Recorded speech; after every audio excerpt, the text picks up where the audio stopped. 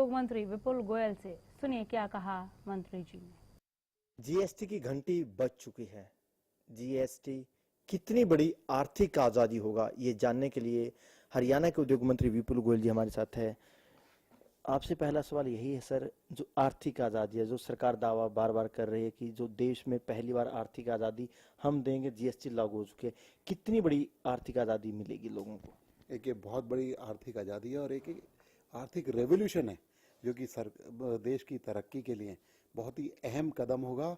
और लोग इसे देखेंगे कि जो देश बदल रहा है, देश बढ़ रहा है जिस तरीके से, और विश्व के अन्य देश जो भी प्रोस्परस कंट्रीज हैं उनके अंदर जीएसटी ऑलरेडी लागू है। मंत्री बनने से पहले आप एक व्यापारी भी रहे हैं।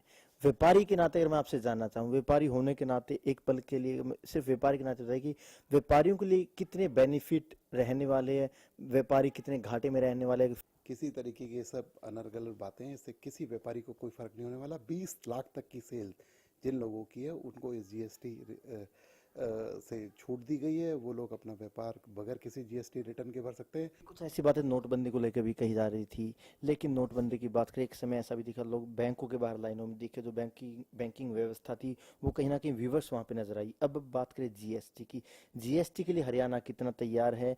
आपको क्या लगता है जो पूरा का पूरा मैकेनिज्म है, कितना आप लोगों ने तैयार कर दिया ताकि जो व्यापारी है, जो काम करने वाले लोग हैं, जो आम आदमी है, उनको परेशानी ना हो? मैं कहता हूँ जीएसटी की तैयारी के लिए हरियाणा सरकार ने पूरी तैयारियां कर रखी हैं। 25 जून से हमने वैट की रिटर्न्स उसके अंदर जो रजिस्ट्रेशन है वो बंद कर दिए थे। और 27 तारीख से जो हरियाणा सरकार ने एक अहम फैसला लिया कि जितने भी हमारे पहले सेल टैक्स के अंदर रजिस्टर्ड लोग थे उनको जीएसटी का नंबर वो नंबर इशू कर दिया और 3 महीने का समय दिया कि अपने आप को जीएसटी के अंडर आने का फॉर्म भरें और 3 महीने के अंदर आराम से अपना रजिस्ट्रेशन कराएं। बिल्कुल, ये थे विपुल गोयल जिनका यही कहना है कि जो जीएसटी है आर्थिक आज़ादी है, जो आर्थिक आज़ादी देश को बदलने का काम करेगी, लेकिन ये समय बताएगा कि आर्थिक आज़ादी कितनी आर्थिक क्रांति लाती है।